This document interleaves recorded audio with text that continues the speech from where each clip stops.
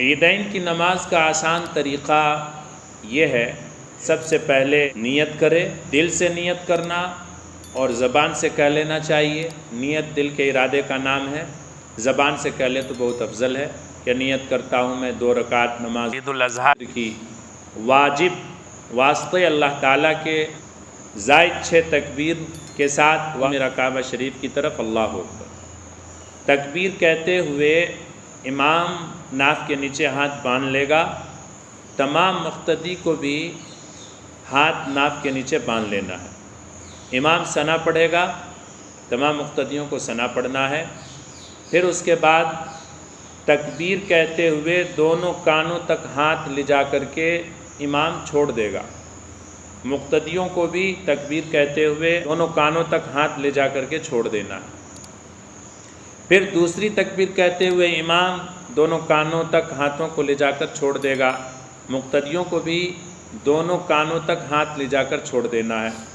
پھر تیسری تکبیر کہتے ہوئے امام دونوں کانوں تک ہاتھ لے جا کر اور ناف کے نیچے باندھ دے گا، مقتدیوں کو بھی دونوں ہاتھوں کو کانوں تک لے جا کر کے ہاتھ باندھ لینا ہے۔ امام اعوذ باللہ بسم اللہ پڑھے گا، پھر سورہ فاتحہ کی تلاوت کرے گا اور اس کے بعد کوئی سورت پڑھے گا۔ سنت یہ ہے کہ عیدین کی نماز میں پہلی رکعت میں سورہ اعلیٰ کی تلاوت کی جائے اور دوسری رکعت میں سورہ غاشیہ کی تلاوت کی جائے۔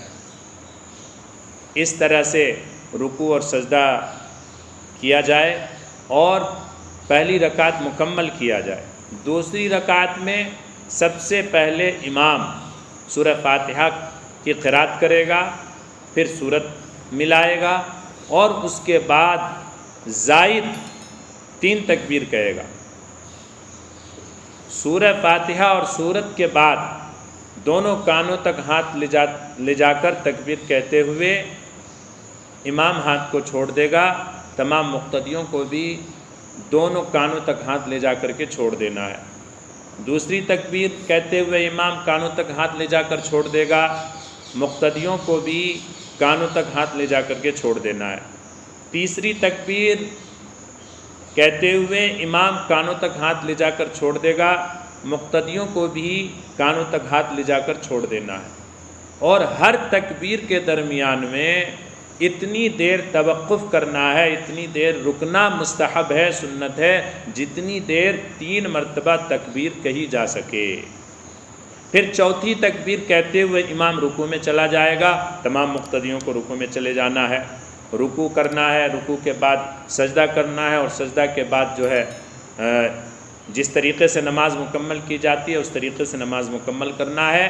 سلام پھیرنے کے بعد امام خطبہ دے گا، تمام مقتدی حضرات کو غور سے خطبہ سننا یہ مسنون ہے کہ خطبہ غور سے سنا جائے، اس طریقے سے عید کی نماز ادا کی جائے۔ تو یہ عید کی نماز کا بالکل آسان طریقہ ہے جو بتایا گیا۔